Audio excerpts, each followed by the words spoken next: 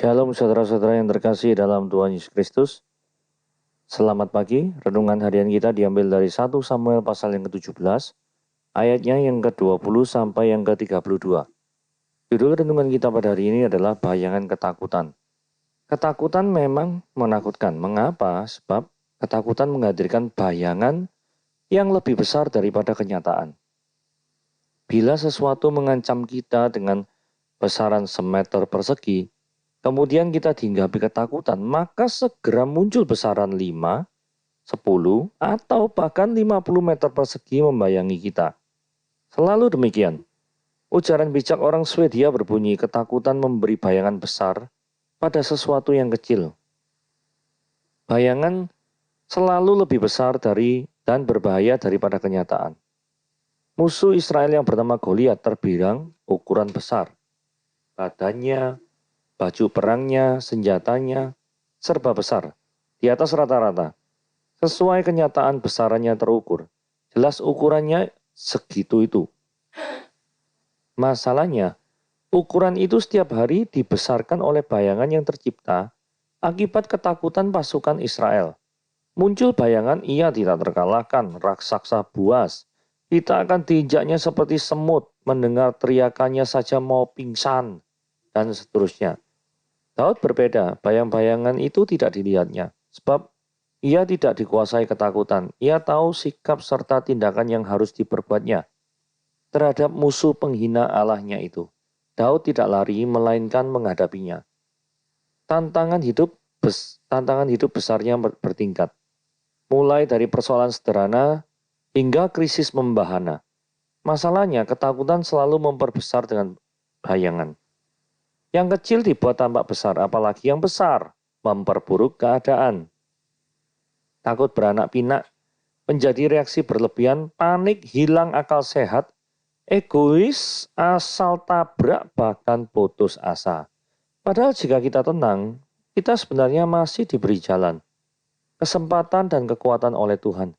Jangan sampai semuanya itu tidak terlihat karena tertutup bayangan ketakutan kita sendiri. Satu-satunya yang perlu kita takutkan adalah ketakutan itu sendiri.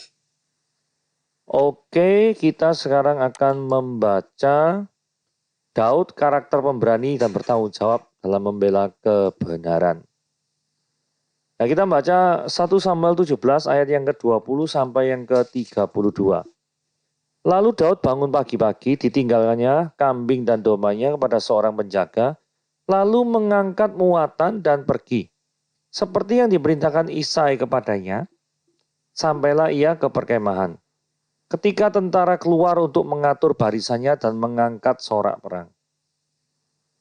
Orang Israel dan orang Filistin mengatur barisannya. Barisan berhadapan dengan barisan. Lalu Daud menurunkan barang-barangnya dan meninggalkannya di tangan penjaga barang-barang tentara. Berlari-larilah Daud ke tempat barisan. Sesampainya di sana, bertanyalah ia kepada kakak-kakaknya, apakah mereka selamat. Sedang ia berbicara kepada Goliat, sedang ia berbicara dengan mereka, tampillah maju pendekar itu namanya Goliat. Orang Filistin dari Gad. Dari barisan orang Filistin ia mengucapkan kata-kata yang tadi juga dan Daud mendengarnya. Ketika semua orang Israel melihat orang itu, larilah mereka daripadanya dengan sangat ketakutan. Berkatalah orang-orang Israel itu, sudahkah kamu melihat orang yang maju itu? Sesungguhnya ia maju untuk mencomot orang Israel. Orang yang mengalahkan dia akan dianugerahi raja kekayaan yang besar. Raja akan memberikan anaknya yang perempuan kepadanya dan kaum keluarganya akan dibebaskan dari pajak Israel. Lalu berkatalah Daud kepada orang-orang yang berdiri dekatnya, apakah yang dilakukan kepada orang yang mengalahkan orang Filistin itu dan yang menghindarkan cemooh dari Israel? Siapakah orang Filistin yang tidak bersunat ini? Sampai ia berani mencemooh barisan daripada Allah yang hidup.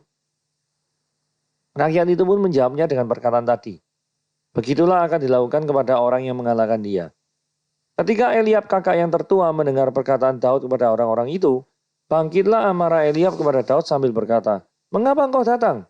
Dan kepada siapakah kau tinggalkan kambing yang 2, 3 ekor itu di padang gurun? Aku kenal sifat pemberanimu dan kejahatan hatimu. Engkau datang kemari dengan maksud melihat pertempuran. Tetapi jawab Daud, apa yang telah kuperbuat? Hanya bertanya saja. Lalu berpalinglah ia daripadanya kepada orang lain dan menanyakan yang sama. Dan rakyat memberi jawab kepadanya seperti tadi. Terdengarlah kepada orang perkataan yang diucapkan oleh Daud. Lalu diberitahukanlah kepada Saul. Dan Saul menyuruh memanggil dia. Berkatalah Daud kepada Saul, janganlah seseorang menjadi tawar hati karena dia. Hambamu ini akan pergi melawan orang Filistin itu. Nah, kalau kita lihat ayat yang ke-20, ini kita membahas tentang karakter Daud. Daud ini orangnya yang tanggung jawab ya. Karena gini ya, kita perhatikan yang tulisan yang diwarnai merah. Lalu Daud bangun pagi-pagi. Oh, ya toh. Orang belum mulai bangun, dia mesti bangun. Orang yang bangunnya pagi-pagi itu setidaknya menunjukkan keniatan untuk memulai hidup dengan baik. Jadi jangan sampai kita tuh terlalu banyak bangkong gitu ya. Tidurnya terlalu lama gitu ya. Ini Daud bangun pagi-pagi nih ya. Ditinggalkannya lah kambing domba kepada seorang penjaga. Jadi ceritanya begini ya. Di ayat-ayat yang sebelumnya, Daud itu diminta Isai, papanya itu namanya Isai, untuk membawa makanan kepada kepala pasukan 1.000 dan kepada 3 kakak kandungnya. Daud itu tidak meninggalkan kambing domba tanpa penjagaan. Sekalipun jumlahnya itu cuma sedikit 2-3 ekor. Nah ini dari ayat ke-28 dapat kita lihat yang merah-merah dia. Mengapa engkau datang dan pada siapakah kau tinggal kambing domba yang 2-3 ekor itu di padang gurun? Saudara, kalau lihat jumlahnya makin kecil gitu ya. 2 atau 3 menunjukkan bahwa jumlah yang kecil. Tetapi terhadap jumlah yang kecil ini, Daud ini tidak meremehkan. Ketika dia tuh disuruh Isai untuk mengantarkan makanan ke medan perang untuk kakak-kakaknya, maka yang dilakukan Daud adalah, walah sebentar tok aja kok, tidak apa-apalah ditinggal. Apakah seperti itu? Enggak kan? Yang Daud lakukan adalah menitipkan dombanya pada seorang penjaga. Saya tidak tahu apakah Daud untuk melakukan itu cuma free, gratis, atau harus membayar, saya tidak ngerti. Tetapi apapun yang Daud lakukan, itu dia bertanggung jawab. Ya, oke, kita lihat karakter berikutnya. Daud itu menaati orang tua ya. Kita baca yang ayat 20 yang bagian yang merah-merah yang ke-B lah anggapannya ya. Lalu mengangkat muatan dan pergi seperti yang diperintahkan Isai kepadanya. Isai itu papanya ya. Karena gini, perintah Isai itu apa sih? Ya, di dalam 1 Samuel 17 ayat 17-18 dikatakan gini. Isai berkata kepada Daud anaknya, ambillah untuk kakak-kakakmu bertih gandum ini seeva dan roti yang 10 ini, bawalah cepat-cepat ke perkemahan kepada kakak-kakakmu. Jadi disuruh untuk memberikan makanan kepada kakak-kakaknya yang sedang berperang. Itu pertama, perintah pertama. Perintah yang kedua, tengoklah apakah kakak-kakakmu itu selamat. Yang ketiga, bawalah pulang suatu tanda dari mereka. Nah, ini dari bacaan kita hari ini, 2 dari 3 perintahnya Isai ini sudah dituruti ya. Nanti kita lihat. Yang belum dituruti itu apa? Pulang bawa suatu tanda dari mereka. Kenapa? Ya karena bacaan kita sampai ayat 32 ini Daudnya belum pulang gitu ya. Oke, kita lanjut ya. Ayat 20, bagian yang ketiga. Sampailah ia ke perkemahan ketika tentara keluar untuk mengatur barisannya dan mengangkat sorak perang. Jadi Daud ini tidak neko-neko ya. Kan kadang ada orang yang neko-neko dalam pengertian gini. Disuruh A, jalankan B. Disuruh B, jalankan A lagi loh. Ini kan tidak kena nih orang kayak gini nih. Nah tapi Daud begitu disuruh ada 3 perintah tadi ya. Yaitu bawa makanan, tanya kabarnya kakak-kakaknya selamat atau enggak. Nah 2 itu nanti langsung dilakukan. Dan langsung Daud ke tempat tujuan. Gak mampir ke sini lah, ke sana lah. Jadi dia itu fokus terhadap tujuan. Itu yang Daud lakukan. Oke. Dari ayat 20 tadi kita ulangi ya. Daud adalah orang yang bertanggung jawab, Daud adalah orang yang menaati orang tua, Daud adalah orang yang memastikan barang pesanan Isa itu tepat sampai di tujuan, dalam arti ini makanannya. Kayak Gojek ya. Memastikan barang pesanan siap tepat sampai di tujuan dengan selamat ini. Gojek atau Grab gitu ya. Tapi tidak masalah gitu ya. Jadi just info aja, Daud bukan Gojek abad yang 1000 tahun sebelum Masehi, bukan. Tapi Daud itu orang yang bertanggung jawab, gitu ya. Oke, sekarang ayat yang ke-21. Orang Israel dan orang Filistin itu ngatur barisan. Barisan berhadapan dengan barisan. Kalau kita pernah lihat film-film perang ya, perang yang abad-abad yang awal-awalnya, mesti tidak perang itu baris ya, ngatur barisannya. Karena di setiap barisan itu ada strategi-strategi tertentu. Jadi posisi ini sudah mau perang nih. Dan bangsa Israel sudah ngatur barisan dengan penuh ketidakyakinan. Loh, biasanya orang ngatur barisan lah dengan penuh keyakinan. Loh, ini kok mengatur barisan dengan penuh ketidakyakinan ini maksudnya gimana nih? Ya toh? Maksudnya adalah karena ada faktor Goliat yang sangat besar badannya dan kekuatannya. Ini yang cikal bakalnya membuat ketakutan. Ya ini ya, kurang lebih gambarnya kayak gini ya. Wah nih, ini ngatur barisan ini perang nih ya. Wah perang nih kayak gini ya. Milkamah, ini bahasa Ibraninya milkamah, ya milkamah ya. Perang nih, perang. Oke, kita tinggalkan yang bahasa Ibrani.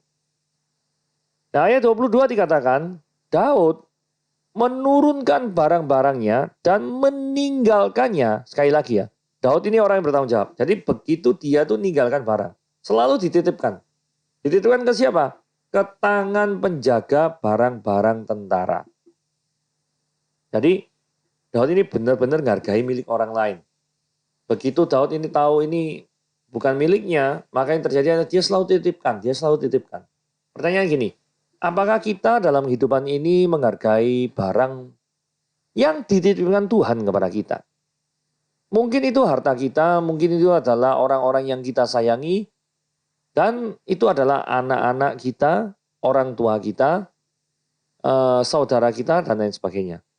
Jadi ada banyak hal yang Tuhan titipkan kepada kita di bumi ini. Pertanyaannya, sudahkah kita menghargai sama seperti Daud menghargai barang yang dititipkan Isai untuk diberikan kepada kakak-kakaknya?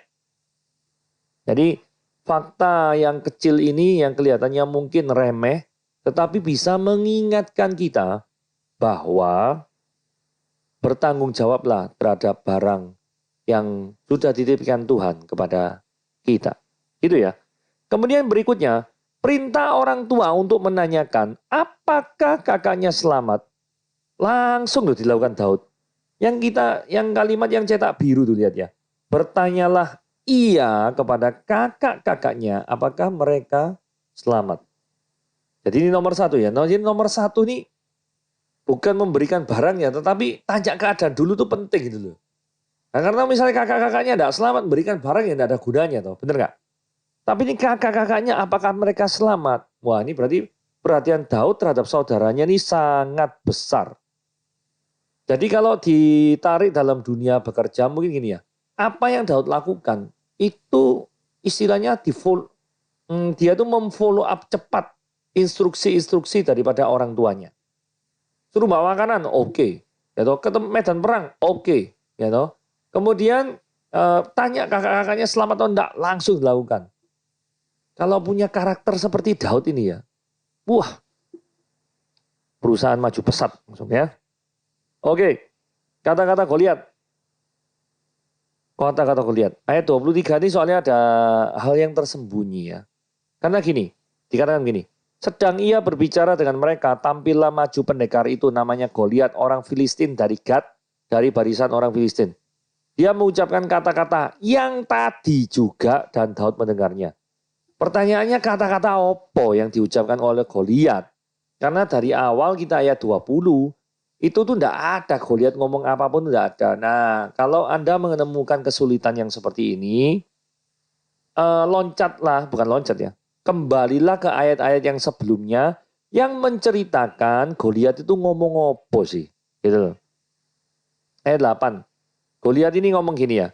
Dia berdiri, ia itu maksudnya Goliat. Dan berseru pada barisan Israel, katanya kepada mereka, mengapa kamu keluar untuk ngatur barisan perangmu? Seolah-olah mengatakan gini, gak usah ngatur barisan perang, gak usah, percuma. Gitu loh ya. Terus dia ngomong gini, bukankah aku seorang Filistin dan kamu adalah hamba Saul? Pilihlah bagimu seorang dan biarlah dia turun mendapatkan daku. Jika ia dapat berperang melawan aku dan mengalahkan aku, maka aku yang akan menjadi hambamu. Tetapi jika aku dapat mengungguli dia dan mengalahkannya, maka kamu akan menjadi hamba kami dan takluk kepada kami. Waduh, ini nantang one on one challenge, gitu ya. Lalu kata orang Filistin itu, aku menantang hari ini, barisan Israel, berikanlah kepadaku seorang, supaya kami berperang seorang lawan seorang, one on one ya. Ketika Saul dan segenap Israel mendengar perkataan orang Filistin itu, maka cemaslah hati mereka dan sangat ketakutan. Oke, dari sini kita tahu ya, Goliat itu ngomong apa sih sebenarnya? Ngomong kayak gini, dan Daud mendengarnya. Nah, ayat 24. Ketika semua Israel melihat orang itu, larilah mereka daripadanya dengan sangat ketakutan. Jadi analisa saya begini ya, jadi bangsa Israel ini terpancing untuk berperang one on one. Masalahnya gini ya, kan nggak ada satupun yang mengharuskan perang one on one kan. Ya kalau perang one on one caranya nggak hadapi Goliat, pakai pedang sama-sama pakai pedang ya kalah. Nah nanti kita sama-sama tahu Daud nanti menggunakan pakai umban. Yaitu dia anggapannya serangan jarak jauh. Karena kalau Daud menggunakan pakai pedang ya nangis Daudnya. Harus pakai strategi beda. Nah, bangsa Israel ini dipancing perang one on one. Nah, one on one nggak ada satupun di antara bangsa Israel itu yang besar tinggi besar gitu ya. Jadi bangsa Israel ini dipancing untuk mengikuti aturan main yang hampir pasti dimenangkan oleh orang Filistin. Jadi mengapa takut? Karena bangsa Israel terpancing mengikuti cara main Filistin dan belum menemukan jalan keluar. Itulah yang menyebabkan bangsa Israel ketakutan. Saudara, mungkin kalau di dalam dunia bisnis atau apa ya, kadang kita dipaksa untuk mengikuti aturan main tertentu. Pertanyaannya, apakah dengan aturan main tersebut yang kelihatannya tidak menguntungkan bagi kita, itu justru adalah kesempatan bagi kita untuk mencari cara lain untuk memenangkannya. Ya contohnya Daud ini. Daud kalau kita baca terus ya, dipakai baju ketopong, kemudian baju sirah, dia tidak cocok gitu. Mereka yang memakaikan pakaian-pakaian itu ke Daud itu masih berpikir Daud itu akan berperang dengan cara konvensional. Padahal nanti Daud perangnya itu dengan cara yang brilian yang tidak pernah terpikirkan sebelumnya. Itu caranya Daud menang nanti. Karena kalau cara berpikir kita itu konvensional, maka kita tidak akan pernah memenangkan pertarungan yang unusual ini. Yang tidak seimbang ini, yang tidak biasa ini. Jadi berpikirlah hal yang tidak biasa untuk memenangkan pertandingan dengan aturan yang terkadang memojokkan kita. Begitu ya. Ayat 25.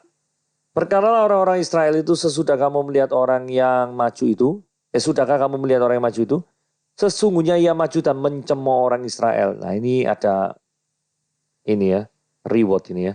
Orang yang mengalahkan dia akan dianugerahi raja kekayaan yang besar. Dan raja akan memberikan anaknya, bonus kedua ya. Anaknya ya, bonus pertama kekayaan besar, bonus kedua itu anaknya perempuan diberikan jadi istrinya.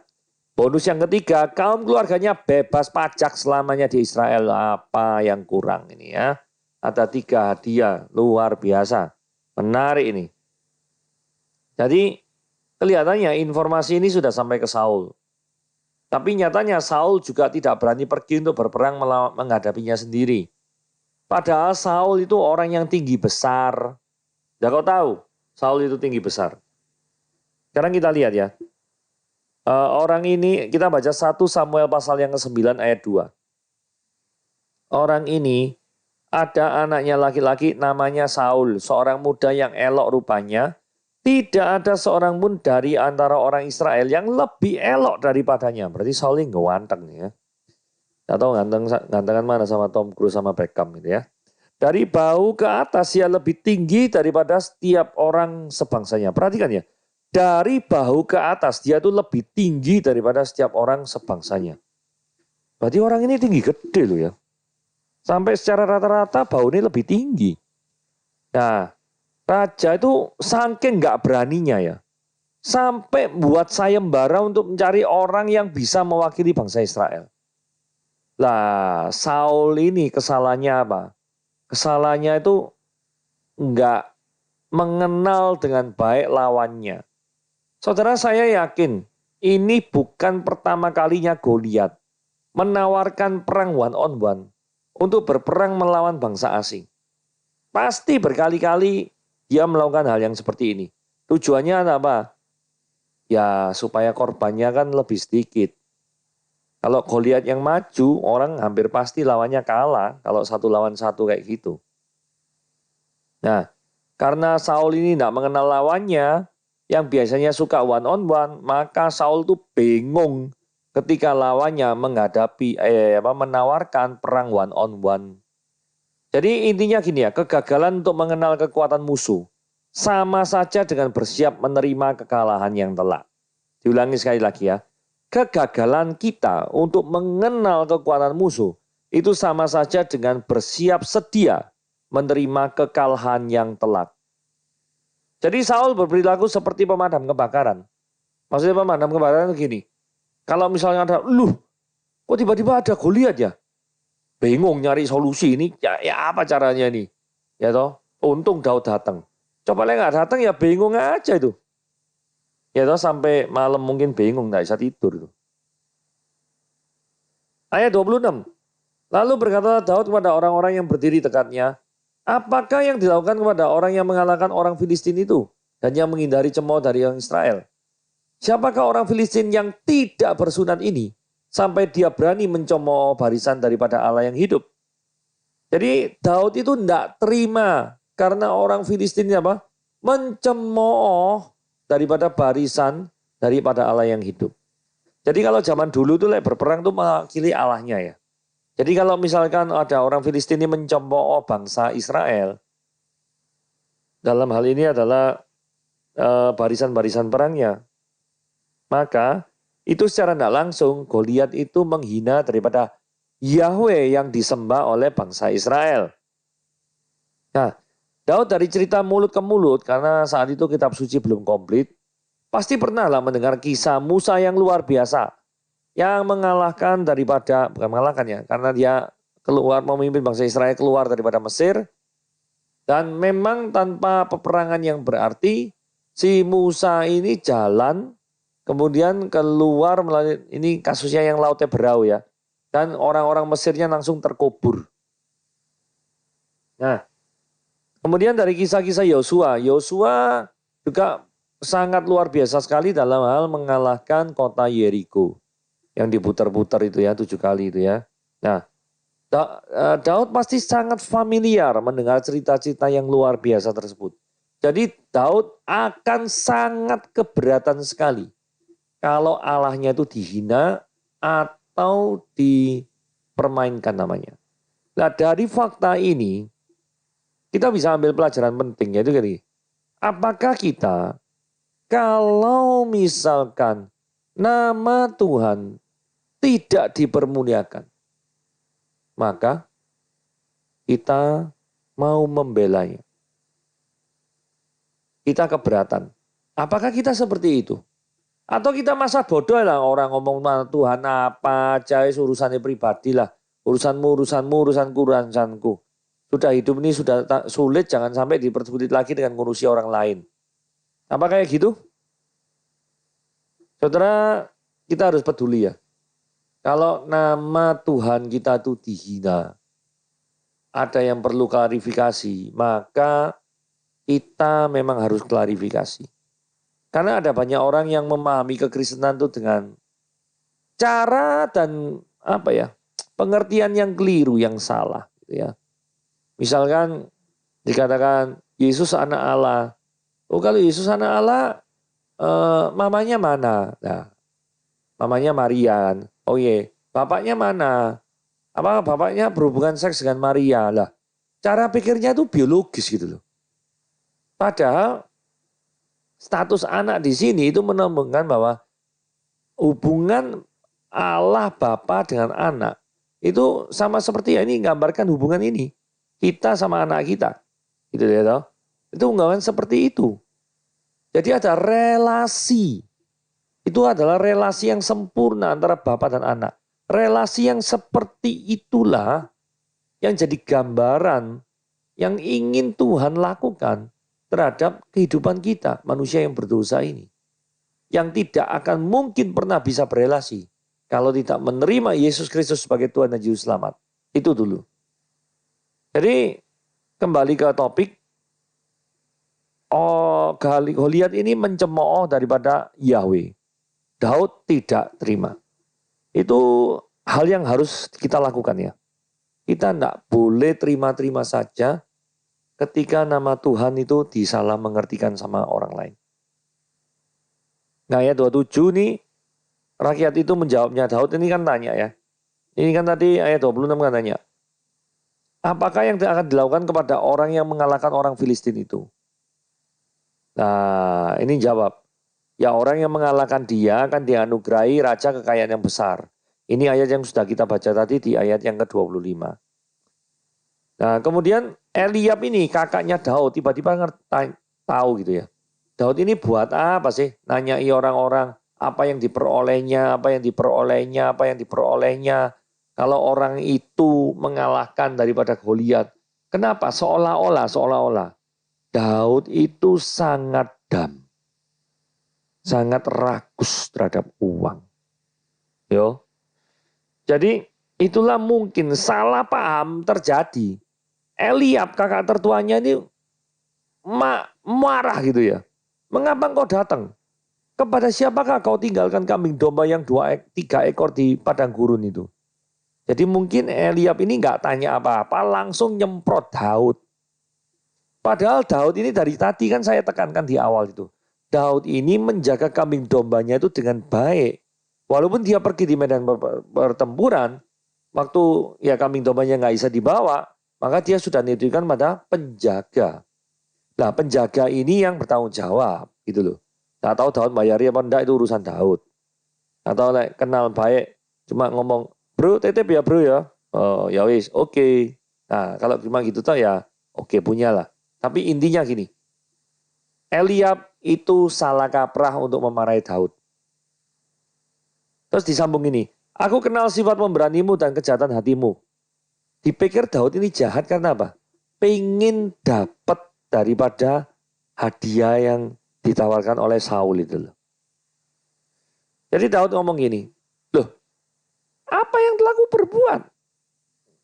Bahasa sederhana, salah opo aku ini?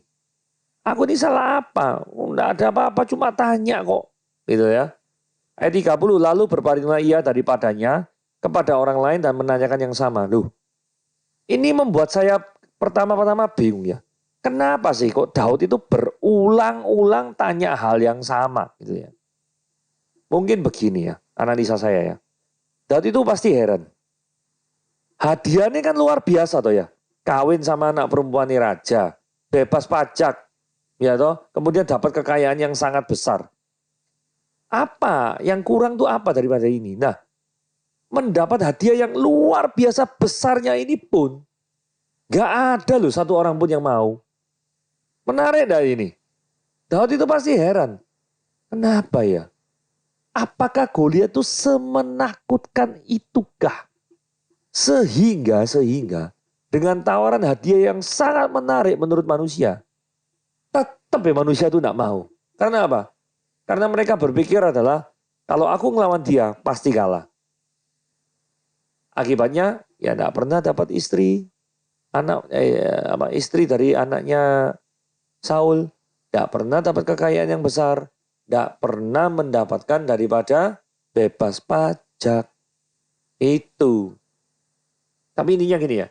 Daud mengapa berulang-ulang tanya? Itu bukan karena Daud itu menginginkan hadiahnya. Karena Daud itu bingung, kenapa kok sampai hadiah semenarik ini, tapi tidak ada satu orang pun yang berani maju. Apakah mentalitas bangsa Israel, seluruh bangsa Israel, termasuk rajanya sendiri yaitu Saul, itu sudah demikian terusak oleh perkataan daripada orang Filistin itu. Menurut saya itu yang jadi pemikiran Daud. Kemudian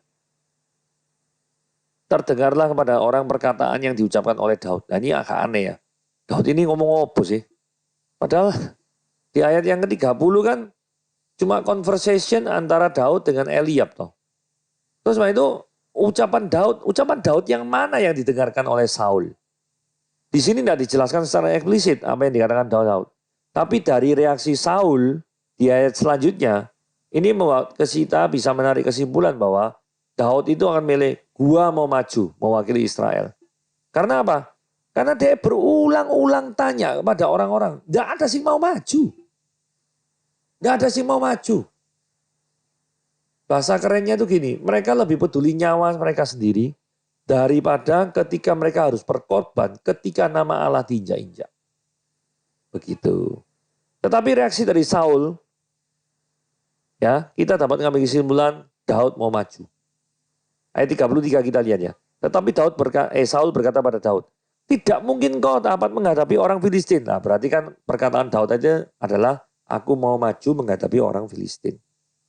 Sebab engkau masih muda dan sedangkan dia dari masa mudanya telah menjadi prajurit. Mindset Daud. Daud ngomong gini, janganlah seorang menjadi tawar hati karena dia. Karena Daud melihat sekelilingnya tawar hati semua. Gak ada greget. Hamba-Mu ini akan pergi melawan orang Filistin. Ini adalah jiwa pahlawan luar biasa ya. Daud menghadap Saul untuk menyatakan keinginannya untuk melawan orang Filistin. Kenapa kok Daud berani melakukan perlawanan seperti itu? Karena Daud punya alasan. Ayat 36 dikatakan gini. Baik singa maupun beruang telah diajar oleh hamba-Mu ini.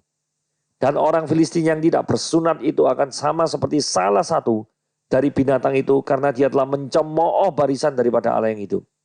Jadi dari sini jelas, mengapa Daud kok mau maju berperang melawan Goliat? Karena dia tidak rela Goliat menghina-hina daripada nama Tuhan. Oke, renungan kita hari ini sampai di sini. Tuhan Yesus memberkati.